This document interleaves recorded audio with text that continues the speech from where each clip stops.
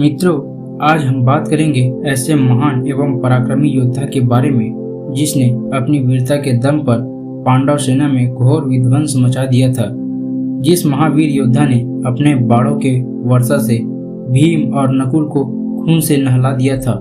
ऐसा शूरवीर योद्धा जिसकी वीरता एवं शौर्य को कभी भी टीवी सीरियल्स में नहीं दिखाया जाता है। एक ऐसा योद्धा जिसका पराक्रम आज केवल इतिहास के पन्नों में दबकर कहीं खो गया है। मित्रों, हम बात कर रहे हैं उस पराक्रमी कर्ण के महापराक्रमी पुत्र वृषसेन के बारे में, जिसके बाहुबल से विवश होकर अर्जुन को रणभूमि में छल का सहारा लेना पड़ा था। तो मित्रों, आज के इस वीडियो में हम उसी महारथी कर्ण के पुत्र वृषसेन के पराक्रम के बारे में बात करेंगे। लेकिन वीडियो में आगे बढ़ने से पहले अगर आपने इस चैनल को सब्सक्राइब नहीं किया है तो सब्सक्राइब जरूर कर लें। तो चलिए शुरू करते हैं आज के इस खास वीडियो को। मित्रों, शूरवीर वृषसेन महारथी कर्ण के सबसे ज्येष्ठ पुत्र थे।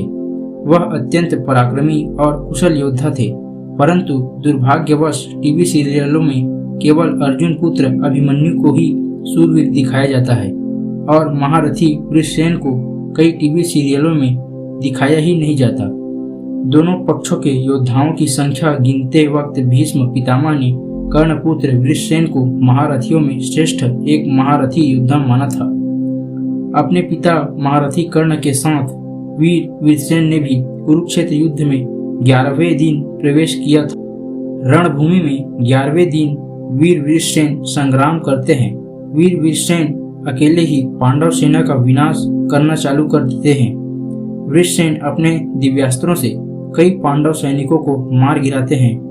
कर्णपुत्र वृषसेन चारों दिशाओं में कई हजार तीरों की वर्षा करा देते हैं और अपने बाणों द्वारा पांडव सेना के कई हाथियों, रथी योद्धाओं तथा घुड़सवारों का अंत कर देते हैं।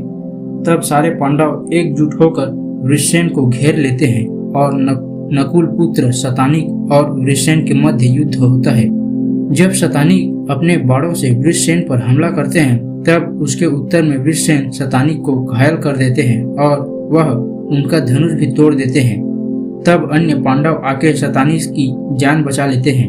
कुरुक्षेत्र के रणभूमि में 14वें दिन वृषसेन का सामना महारथी द्रौपद से हुआ था।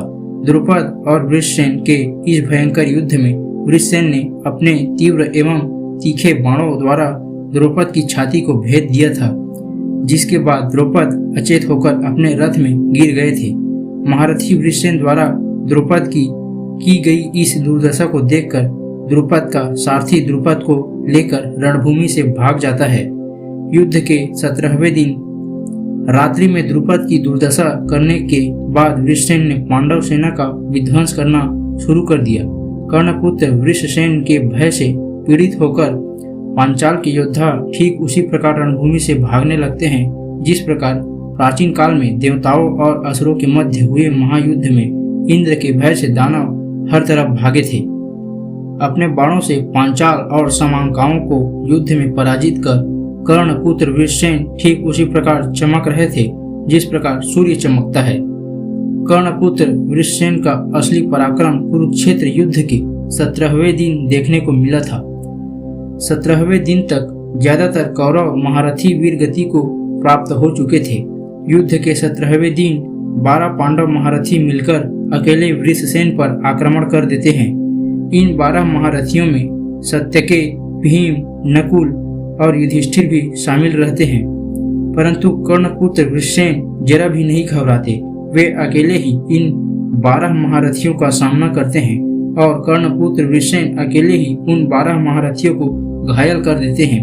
कर्णपुत्र वृषसेन की वीरता और पराक्रम का पता इसी बात से चल जाता है कि कैसे उन्होंने अकेले 12 महारथियों का सामना किया था। मित्रों, हमें टीवी सीरियल्स में सिर्फ यही दिखाया जाता है कि कैसे अभिमन्यु ने 8 महारथियों का सामना अकेले किया है, परंतु कभी भी हमें टीवी सीरियल्स में वृषसेन की वीरता के बारे में नहीं दिखाया जाता, जिसने अकेले ही 12 महारथियों का सामना अकेले ही किया था। कुरुक्षेत्र के युद्ध में कर्णपुत्र वृषसेन और नकुल के मध्य एक भीषण युद्ध होता है, जिस युद्ध में वृषसेन नकुल के रथ को नष्ट कर देते हैं एवं उनके तलवार को काट देते हैं। जिसके पश्चात नकुल भीम के रथ पर सवार होकर रणभूमि से भाग जाते हैं। कर्णपुत्र वृषसेन कई बाणों की वर्षा कर भीम एवं नकुल दोनों को घायल कर देते हैं। वृषसेन से पराजित होने के बाद भीम कर्णपुत्र वृषसेन से अत्यधिक भयभीत हो जाते हैं। इसलिए भीम अब अर्जुन के पास जाते हैं और कहते हैं कि हे अर्जुन, तुम इस वृषसेन का वध कर दो। भीम और नकुल के इतनी बुरी दुर्दशा देखकर अर्जुन समझ जाते हैं कि वृषसेन कोई साधारण योद्धा नहीं है और उन्हें द्वंद्व युद्ध में पराजित नहीं किया जा सकता। अर्जुन समझ जाते हैं कि वृषसेन को मारने के लिए अब किसी छल का सहारा लेना ही पड़ेगा। तब कर्णपुत्र वृषसेन को हराने के लिए अर्जुन छल करते हैं। वे भीम, शतानीक और नकुल के साथ मिलकर अकेले वृषसेन पर सामूहिक हमला कर देते हैं।